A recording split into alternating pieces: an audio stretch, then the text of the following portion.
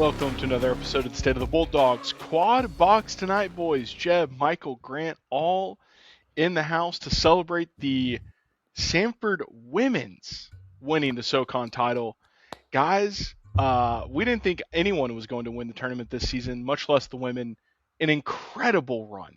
Incredible run. Absolutely electric final against Chattanooga. We'll touch on the men's. We'll hit on tennis. We'll talk about baseball, softball. But first, boys, the women's run. First 6 seed since 1999 to win the women's tournament. Going dancing, which is awesome. And it's kind of sweet because 2020 we won the tournament, didn't get to go dancing because of COVID, and the ladies were able to do it again. Now, to be fair, I think bracketology is predicting us to play a 1 seed after a play-in game, so maybe not, the easiest route come March, but still, awesome win for the ladies. Grant, Mike, Jeb, when we won, everybody's watching. When we won, what were we feeling? Man, crazy. You just go through the teams that they beat. There's a 3-way tie for first place at the end of the regular season, and Samford beat all of them. Like, they went down the line. They took off a 3 seed. Yeah, we'll beat them too. A 2 seed. Yeah, do that. Oh, we'll do the 1 seed last. Fine. Yeah, we'll do that too. And they just beat Chat last week. They come back to beat Chat yesterday. You get 47 from your 2 freshmen. Like insane run that they've been on. They started 1-6 in SoCon play. They win 8 of their next 10 to get a title. I mean, the craziest part is we played Wofford, Chat, ETSU to end the season. We lost to Wofford, beat Chat, lost ETSU. And then we just decided to run it back against the 3 best teams. With the nail biter against Wofford, 59-57. The slightly more comfortable, but still nail biter against ETSU, 57-48. And then, frankly, the dominating 5-point win, but dominating win against Chattanooga after they punch us in the face. We'll talk about that game more. But, Jeb, thoughts on overall women winning the SoCon tournament? I'm excited about it. I mean, we have a team going to March Madness, and the men didn't. We're going to talk about the men. They got their first year, all that, but for Lenny, but the women, I'm just proud of. This is a team that wasn't slated to win, right? No, and that's the fun part. Here. A month ago, we wrote them off. Shame on us. Exactly. So, it's just that's what makes these tournaments special, and anyone can kind of get there. And sometimes you have an NC State that rolls in, like we saw a couple of years ago in the men's tournament, where it just rolls over the rest of the ACC in the tournament and makes it to the big leagues. So I can't wait to watch. They're playing in Dayton? Selection shows next Monday. For whatever reason, I always thought the women's started before the men's. It's probably how it should be, considering they're done. But yeah, selection shows next Monday. So we'll find out. Most likely, everything's saying we'll play in the playing game in Dayton on Wednesday. I think it's Wednesday. And then we would play one of the top seeds on Thursday or Friday. But Mike, SoCon champs, women's SoCon champs. Not really not the result we thought we would get out of Asheville, but what an exciting weekend for them. I think Coach said it. They had, the 23rd hardest non-conference schedule in the country. Played some top tier SEC, ACC teams, I think. Obviously you got a new coach coming in while he was an assistant last year. Yeah. There was some continuity, but got a lot of young players on that team, so it takes a lot of time. Kind of like Lenny too, getting new players on the roster, trying to figure things out, so it just takes a little bit longer to develop. It's probably why you saw both the men's and the women's teams kind of kick it into gear come late February and go on that run they did. But yeah, like Grant said, to knock off all three co-champions to make it to the championship, and those 2 freshmen, Morris and Yarbrough, just absolutely went off, combined for 47 points. Insane. It was sick. They were untouchable. It was insane. First team all tournament for those 2. We'll get to them. All right. Yarbrough, I mean, when you think of spark plug, she was quite literally the spark plug, coming in down 14-3 to go on a 19-6 run. But guys, let me run through. So back on January 17th, we lose to Mercer 76-67. We then play Wofford 80-56 loss. We play Furman 70-62 loss. We play ETSU 53-44 loss, and then at Chat 61-40 loss. Just 3.5 weeks ago. And then boom, dub. Beat Western, beat UNCG, beat Mercer, beat Furman. And then, as I said, the weird way how it all shaped out, we played Wofford, Chad, ETSU, went 1-2 the last 3 games, and then went 3-0 against the same 3 teams just a few days later in Asheville.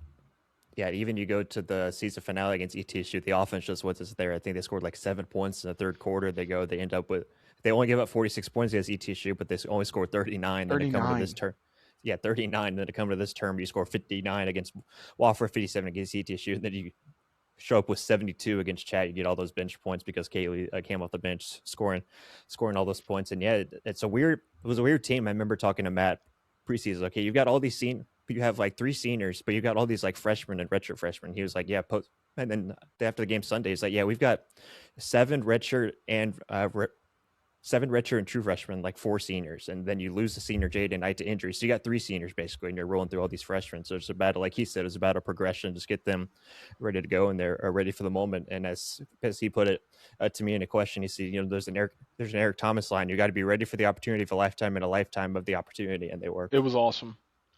It was. I mean, we were all just kind of texting about it. All right, we get past Wofford. We're like, oh, sweet. We won. We won. We get to play ETSC. We'll see what happens. And then we win that game. And they were like, holy crap, we're in the championship, 1 win away from March Madness, and we had just beat. Like, we felt worse about the Wofford and ETSU game, because if you remember last week, we were talking about the draw. ETSU and Wofford were the only teams to sweep us. We had split the series with everybody else. And the fact that we got past those two, now for the first time, ironically, it was the championship that we felt pretty good about our chances. And then, frankly, watching the game against Chattanooga, we really did look like the better team. Now, they got theirs in moments, but we looked like the deeper, in a weird way, it looked a lot like the Furman Samford matchup, where the score might have been tight the whole game, but there was one team completely in control, and fortunately it was us, because we could basically score from anywhere, whereas Chattanooga was struggling to find offense if we weren't making mistakes. Outside of the little run they made, I can't remember, she was like number 14 maybe, she made 3 straight threes or 4 straight threes. If they hadn't had that, yeah, it definitely felt like we were kind of racing. It would have been ugly. It would have been ugly. So we're kind of racing against the clock there at the end. I'm just waiting for that game first to quarter end, lead. Because Chattanooga was making a comeback. It's probably how Furman felt with Samford in the men's matchup as well. But like, oh my god, dude, yes, you could tell. Yes. They cut to 2. I mean, UTC had 2 of the best players in the whole conference, and they were carrying that team to the finish line. And I thought they were going to make it happen, but. What a fun game. Yeah, even at the start of the game, we talked about the start where Chat scores 2 touchdowns early. They're 14-3 early, and it's like Samford's got to call timeout. It's like, oh shoot, Chat made 4 of their first 5 threes. Like, oh gosh, it felt so bad. Yeah, we might be in for a while. We're calling a quick timeout. The bench like, oh wow, they kept making 3 after 3, but then they settled in. Samford just held Chattanooga to 7 points the second quarter, going up by 8 at halftime. Then the third quarter, that's when Samford's offense picked up, scored 19, got a 13-point lead. Chattanooga, like I said, cut to 2, but Samford made their free throws. You got to make your fouls. They finished 12 of 13 to seal the deal. What were you going to say, Jeb? I was just going to throw us back to the preseason poll. I don't know if anyone mentioned it. Read it to us. Chattanooga had the most votes. UNCG second, ETSU third, Wofford fourth, Furman fifth, Samford sixth, with 19 votes, and then Western Carolina and Mercer. It's a little scary that they were like we were the 6th seed. Like that's a little scary. They were wrong on UNCG though. But I was gonna say what was fun about this tournament run was it seemed like every game someone else stepped up. Like Brianna Rivera stepped up big against Wofford. She gave us 14. Kaylee stepped up big in the last game, giving us 20 some odd points.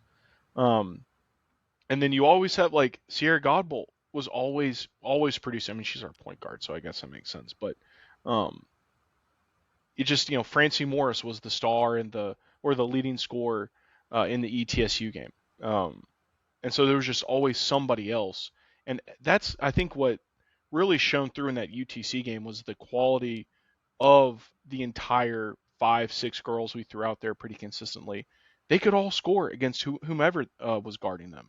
So that was great. And then it was nice, for I think Bowman's a senior, right, Grant? Like, it's nice that we had a couple of rough years there for the program. We had some high moments in each season, but for the most part, it was a pretty brutal stretch.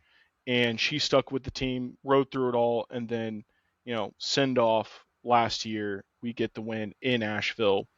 Awesome. And Coach Wise, absolute animal. I mean, turning that team, Jekyll and Hyde, I mean, it makes sense. We're young, right? So they're going to get better. You don't expect them to get that much better. But that, again, goes to speak to the talent of Morris, Rivera, and Yarborough, who 2 freshmen, 1 sophomore. We got the big prize left in March Madness, but it's hard not to go ahead and look towards next season with a whole off season of these freshmen, the sophomore, like coach coming back. You have to, yeah, because the reality of starting off so slow is we are going to be a 16, 15 seed. Like, that's just how it's going to be. It's the reality, And that's unfortunate. That's unfortunate because we have the shooting capability to probably upset. Like, if maybe we're a 12 seed or a 13 seed, maybe you can pull the upset. But it's going to be tough sledding after the play-in game if we're able to get through that. I mean, tough. Yeah, I'll play this clip for y'all. Here was Matt's kind of opening statement of what he talked about the team after playing these first 2 games, what he wanted to do with the team, and then the team was like, "No, we're doing this instead." Yesterday, we knew they needed to rest, right? We had played 2 grueling games back to back. We were going to walk through in the conference room where we had a tape floor our coverages, and we did. And the players said, "No, we want to go to a gym and shoot." So we said, "Okay, we have access to a gym. We'll get you to a gym and we'll get some shots up." And they said, "No, you don't understand. We don't want to just shoot. We want to work out." And, that one got me. It was about as proud of a moment as I've had, maybe equally as proud as watching the confetti drop, because we talk so many times on our Friday practices between games about we don't take days off. We don't take things lightly. We continue to work, and this is our culture. And it's what all coaches talk about. But this group bought in. That was probably the first moment where I thought, okay, we could get this done tomorrow. And he was right. I mean, the poise to be down 14-3, punched in the mouth. Everyone's making threes. It felt like the Furman game from the prior night. I mean, even the UTC Dutch girl was making threes, and she ended up being really not that good for the rest of the game. It was great. 1 timeout saved the game. Kayla Yarborough saved the game. I love to see when like a coach teams up and it's emotional. Yeah, I mean, he clearly loves this team. But like, how can you not? They went 1-6 and then 6-1 or 5-2, and then went 3 straight in Asheville. Which I will say, Asheville gets a lot of heat for hosting the tournament. Yes, it's not very conveniently located for Birmingham or frankly even Chattanooga. But pound for pound, it's pretty easy. They have enough hotels. Parking deck's nice. The arena is dated, but it's quaint. It's cool. It's enough of like a destination too, where people like, I'll go spend a weekend up there or something. No, it worked out. It worked out so well where we could get at least 1 men's game. Although I predicted we'd lose to Furman, and sure enough, we did. And then when the women won, I was like, oh, sweet. We can just stay, no matter what happens on Saturday night, stay through the women's game. Hopefully watch us win a SoCon championship, which I've never seen us win one in person other than Jeb, the freshman year football game against UTC where we clinched a share of the SoCon. Yeah, that was hype. Which was hype. I mean, we stormed the field. It was awesome. Yeah, that field goal at overtime. Yeah. But there's something, the clank. I mean, it clanked. But there's just something nice about the confetti and winning the basketball tournament. The dog pile in baseball is very fun too. But confetti, it's hard to beat the confetti. Yeah, there's really attention too. Can we talk about bracketology a little bit? Yeah, let's talk about it. So, collegesportsmadness.com has their own bracketology. They have the SoCon team projected to play, I guess, a play-in game for 16 seed, maybe. Yeah. And then that would be against UConn. I've seen one against UConn, I've seen one against Texas, and I've seen one against South Carolina. Like UConn, South Carolina, UCLA, and Texas as your 1 seeds. Samford upsetting Gino Auriemma. Ooh. Overrated. Soft. So it actually has Alabama A&M playing Samford. See, now that's what's fun. Like, yes, the playing game sucks, but what's fun is we have an opportunity to win an NCAA tournament game, and that is appealing. Yeah, I mean, this is definitely a season where it was awesome to win in Asheville. We got to get a little bit older, a little bit better if we want to have a legitimate shot at winning a game or two in March Madness. And women's is so top heavy, even in the NIL era where maybe there's 8 teams that are really good or 10 teams that are really good. It's still top heavy. So we could be playing like Howard or Cal Baptist or Alabama A&M. And that's like those are teams we could beat.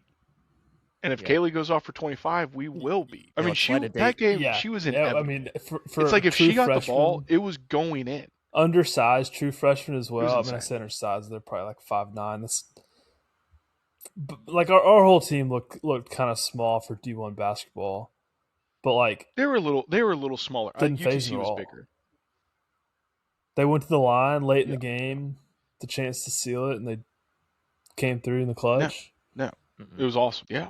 And Francie Morris, dog. I mean, she didn't shoot as much as Kaylee did in that game, but she still put up 15. She was the one finding people who were open after Godbolt had passed it off to her. She played tough. And that was the other interesting thing. Our advantage, seemingly, was our guards rebounded better than their guards. Because if our big girls didn't get the rebound initially, we were the ones scrapping for the board. And that ended up being the most critical piece because oftentimes UTC's big girl would get the board, and that created they had a lot of second chance ones. Let me see exactly how many if they counted that stat. Because it felt like they got several. Yeah, Chat finished with 12 offensive boards compared to Samford's 2. Yeah, we got this is insane. We had 0 second chance points. They had 10. So what is that? They had 67 points. That's 12%, 13% of their points were from offensive rebounds. That kept them in the game, frankly. And we got to look her up. We got to give her some credit. Izzy McPherson, 5 threes. 5 threes. That is insane. Granted, we left her wide open on about 3 of them. Still though, she was pretty good. Super impressive. Kayla was 5 for 7, much more efficient. It's why we won. But yeah, like I said, if she didn't make that, I think it was in the third quarter. If she didn't make that solo run, we run away. Maybe it was the beginning of the fourth. I can't remember. Maybe it was combined, but it was a flurry. And you're just sitting there. How do you pronounce her name? Elsadaz? Ilsaldez? Anyways, did she win? Was she SoCon Player of the Year? Yeah. Kala? I don't know if it's an I or no. I think she might have been. If not, I think she's first. Mike, that's anyway, she got in foul trouble, so that the only SoCon Player of the Year. She got her 4th foul towards the end of the game, and kind of had to. I mean, we probably could have gone after her to try to foul her out, but that helps. And she was voted Player of the Year. So yep. No, they were the 2 best players for UTC, and that's I just was shocked at, and maybe I just didn't watch enough women's SoCon this year. Maybe there was a similar level of parity on the women's side as the men's, because they're really. I mean, you think the 6 seed versus the 1 seed. You would think that there'd be some discernible advantage. Maybe we lucked out. Maybe UTC just wasn't having their night. But it really looked like we controlled the game from tip to finish.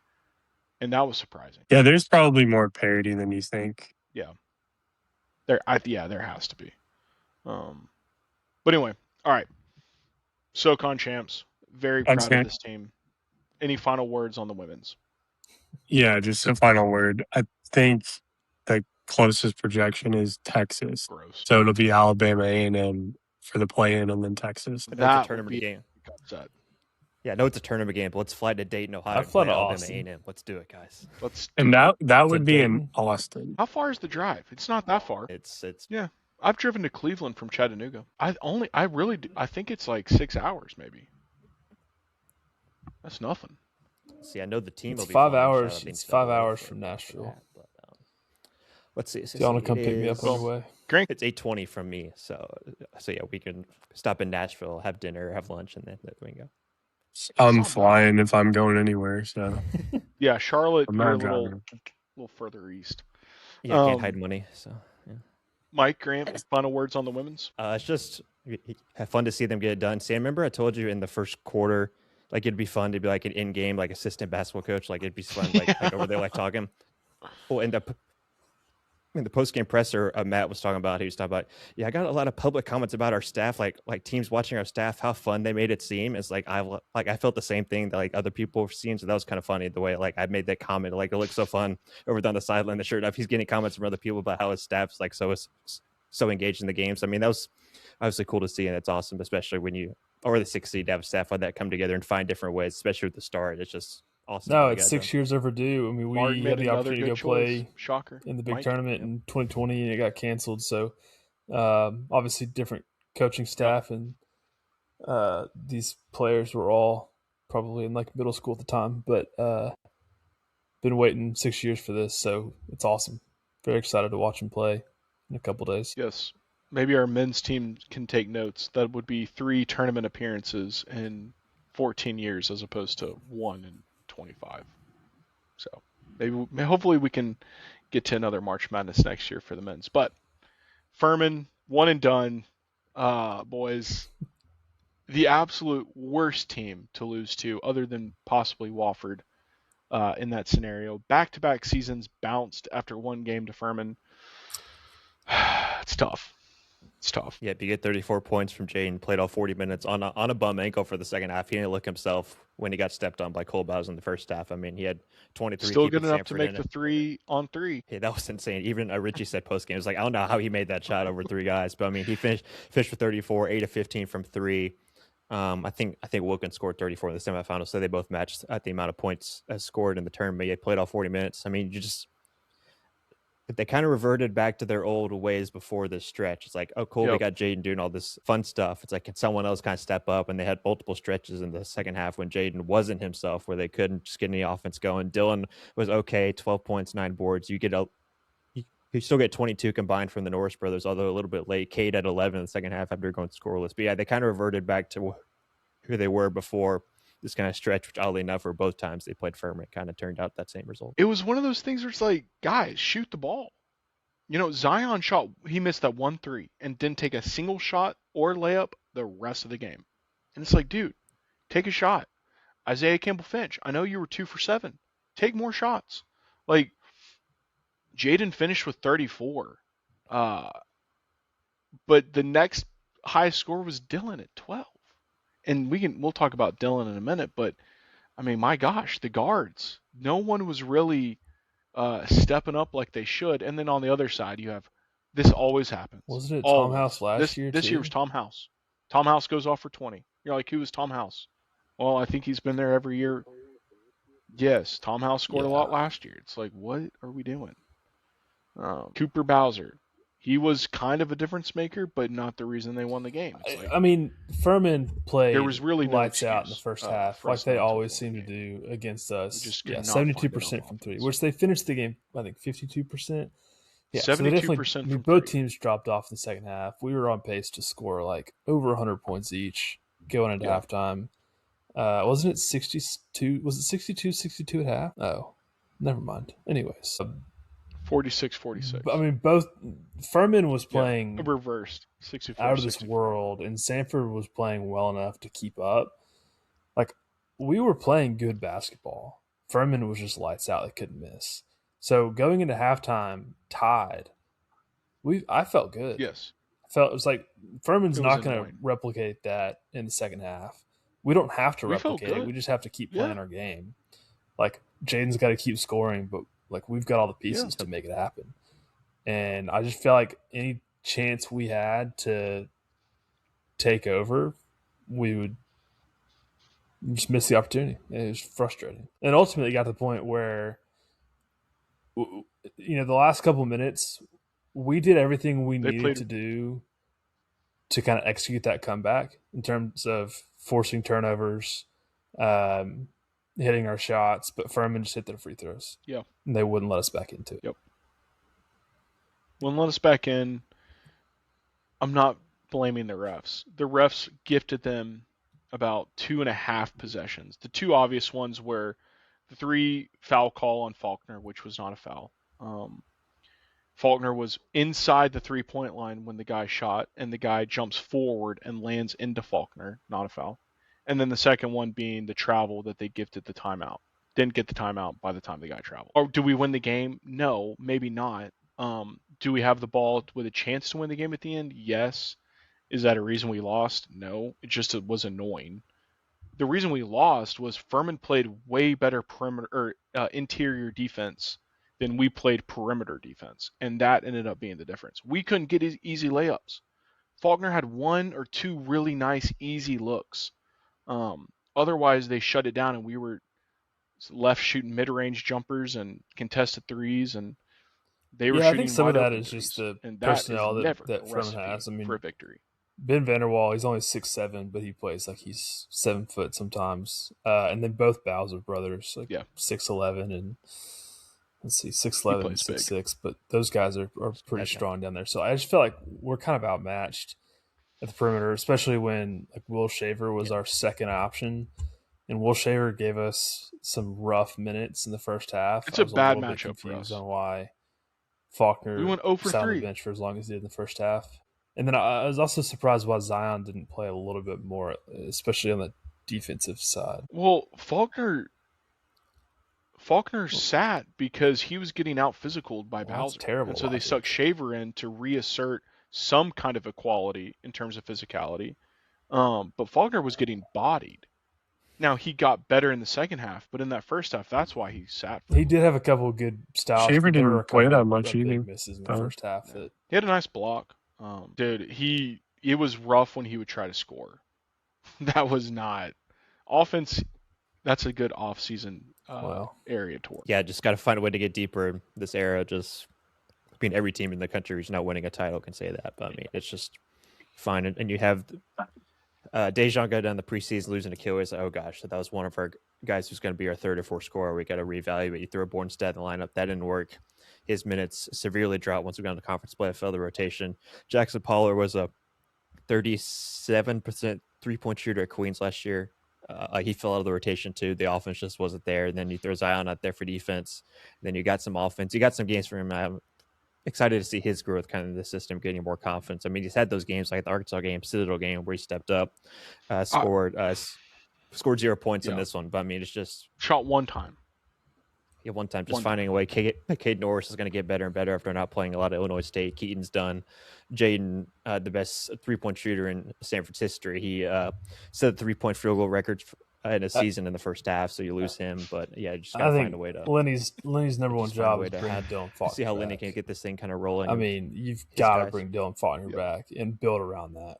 Like you can't go into the portal and get a Jaden Booth. Yes, that's on the list. Even if you think you've got a Jaden Booth and you throw all your chips at that one player, you can't guarantee that anybody's going to come in and play that type of basketball. So I just think you're not going to get. You got to focus on Dylan Faulkner and the Princeton offense. You got to have that big man that come kind of play the. Absolutely, yeah. If we can get him to come back, and he could win Player of the Year next year. Foul. And he had a tough matchup against Bowser. Only had 12 points. Nothing looked easy. I mean, that's like. It just was not our night, and that sucks. That sucks. Especially against those losers. Yeah, I was leaving the hotel Sunday morning. I got in the elevator. Then a family I didn't know got on the 4th floor elevator, and one of the players' dads, I won't say who it is, but one of the players' dads like, He turned and looked at me. He's like, I know what you feel. I got a strong distaste for Furman now. This was our first go around. I said, well, at least we got that going for us. I appreciate you. And he said, thanks for what we do. So shout out to him. Shout out to him for listening. But yeah, he said that same thing. Furman looked like Saints compared to Wofford. So yeah, I guess the only nice thing about being a Samford fan is maybe people say we're annoying, but you're never going to see us going viral for something super controversial like you did Wofford. Yeah, we'll hang the banner on that one. I will say, like, the rivalry has been cooking over the last few years. And I mean, even at work, I'm getting flack. Like, people at work that I work with are just, throwing shade my way. We can't in lose a fun way, but it's just against Furman it's every cool, just get to right? football rivalry. So I want to see Coach Gross. We gotta win at least one every now and then. But I mean, yes and no, Mike. Yes, I don't and want to say it. Yes, want someone else to say it. Yeah. Like, yes, we need to start winning more, but at the same time, every game except for the one we all decided to go to 2 years ago, has been very entertaining, very chippy. No one really likes each other, and we talked about that before the season. None of these guys know, except for Wilburn, know what it's like to get screwed up in your March Madness host. I think it's like, I mean, in this era when you got new players coming in every year, like the coaches kind of add to that fire. So obviously Richie and Bucky, like that was kind of a fun rivalry, and now it's kind of this like mentor-mentee type situation with Acuff and Bob Ritchie kind of taking Acuff's system. So I think that's kind of almost like a more fun rivalry in the future of these two guys that kind of feed off of each other in terms of their style of play and learn from each other and all that. Just we can't go 0-3 every year. I thought it wasn't a rivalry, Mike. No, Mike, you're right. We got to flip the script. We got to go 3-0 against them next year and ruin their hopes in Asheville. Look, I think it was a good first year for Lenny, though. Like, it was fun. Yeah. Like, what more are we expecting for his? He's building his program. We had two first team all SoCon. I mean, when you have the best player in the conference, have two first team all SoCon. There is some. I can't remember, but to your point, Jeb, we didn't really have like a whole lot of offensive firepower. You're outside right, Jeb. of And I think I know. Like, that's the truth of this team over the entire season. Yeah. If we had beaten 4 weeks ago, we would have been fine with it. I would feel like, that's kind of what I expected. We lose in the first round. Then we go on that run, and the team starts to kind of put the pieces together, and our offense starts to flow a little bit better. Our defense gets better, and it's like, oh, wait, maybe we got a chance, We see the flashes. Can't toy with our emotions like that. Yeah. But no, we don't. The Purple People Eaters got us again. Purple People Eaters. Oh, no, Bob's window to jump to another job is back open, so maybe this is a silver lining that we can use. It is. Maybe he'll follow Alex Wilkins wherever he decides to go. Or we can put in a good word with We can put in a good word with a sitting SEC coach, like, hey, this kid for Furman, you might want to take a look at him. You might want to take a look, and you can definitely afford him. Yeah, that was tough. Did run into ran into Michael Davis from Twitter. He did run into me right after the win for Furman, so I was not exactly feeling super chummy, but he was very nice, and it was nice to meet a Furman fan that wasn't too crazy, was tolerable. I'm not sure there's a tolerable Wofford fan, including my brother, but he doesn't listen to this, so I can say it. So yeah, Michael, thanks for stopping me. That was nice. He listens to the pod. I told him we all think it's funny that there's a small sect of Furman fans that listen to this. Well, I know I told y'all this, but I ran into Jaden Booth in Nashville last night, and I was kind of starstruck. I forgot about that. I said hey to him. I got really nervous. Yeah, I didn't tell him about the podcast. It was so weird. I almost didn't say anything because it was like, did you ask if you give him a hug? You just lost last night. Did you get his autograph? And your college career's over. You probably don't want some random guy like pestering you. But now he gets to go kick it in Europe, making like $100K, He'll carve out a nice shooting threes in Spain. Like, I don't know. Yeah, it's going to be nice. Like, it's not going to be bad. At Northwestern Mutual. It's not like football. Like, what do you do after football if you're not going to the league? You're done. Yeah. I don't want to do this here. We have ample time. But Samford will have 2 scholarships open as of now, the way this roster before portal season starts. Portal got moved. Anyway, Grant, final thoughts on the men's season or the Furman game? Yeah, I think Jeb kind of touched on it. I mean, it's a good first season, good kind of stepping stone, 18-13. That's a good start. You're picked to finish third in the preseason. You've finished tied for second. That's obviously a big boost. Big boost. Excited to see where this program kind of goes under Lenny. They have the right coach replacing Bucky, the guy that they want pushing this forward the next 5 years, however long Lenny wants to keep doing this. So we won't have to worry about any more coaching searches or anything like that for a while. But it's good to see how this staff kind of grow together and building this team. Like Mike said, we'll be there with all the portal stuff, and we'll have a bunch of see how much of the roster they can retain, and that obviously starts with Dylan as priority number 1. Yeah, that's it for me.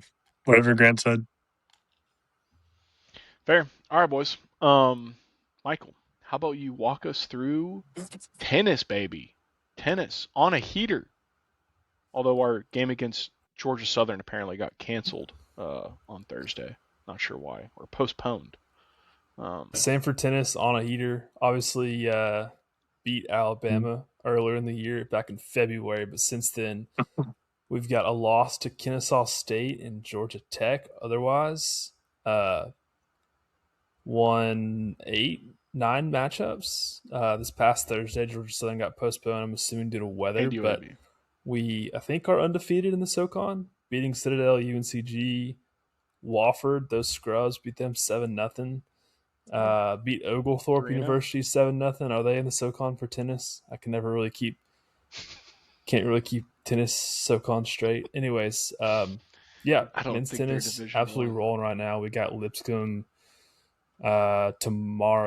Wednesday. So I guess this episode will be out. It'll be a home matchup, and then really just 5 more matchups to finish out the season. We got Lipscomb, Chat, ETSU, Furman, then Mercer, and then SoCon tournament in mid-April. Always feels a little short, yeah. Yeah, it's kind of it feels short, right? Like it feels short. Although season started in September, so it's been 6 months. Yeah, see, that's what I don't understand, and we did not ask Coach Reynolds about. I should have asked about that.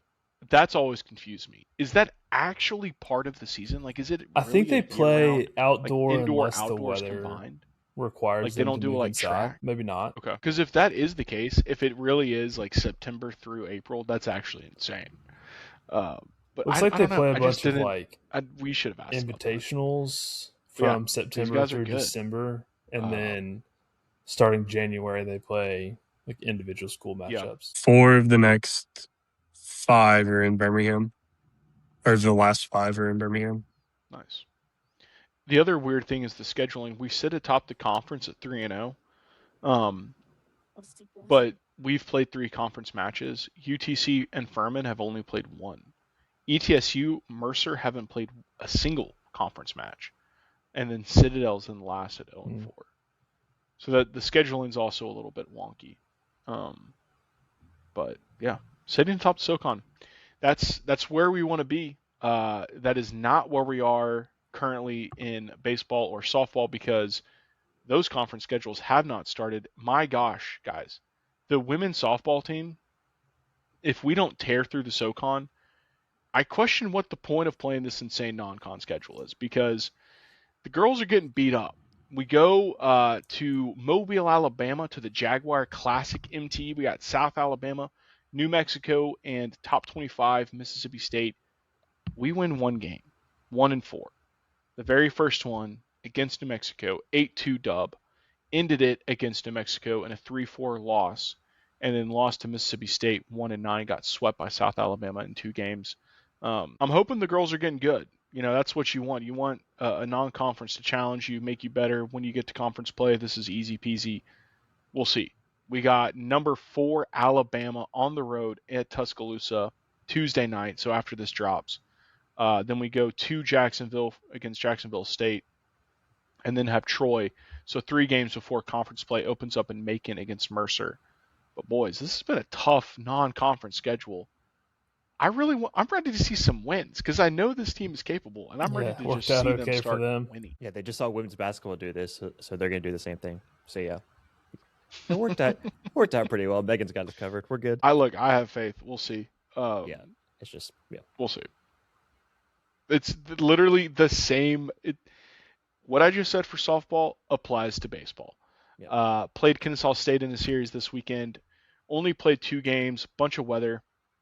The first game on Friday ended up getting postponed. Should have been called. We were up 3-2 when they called it.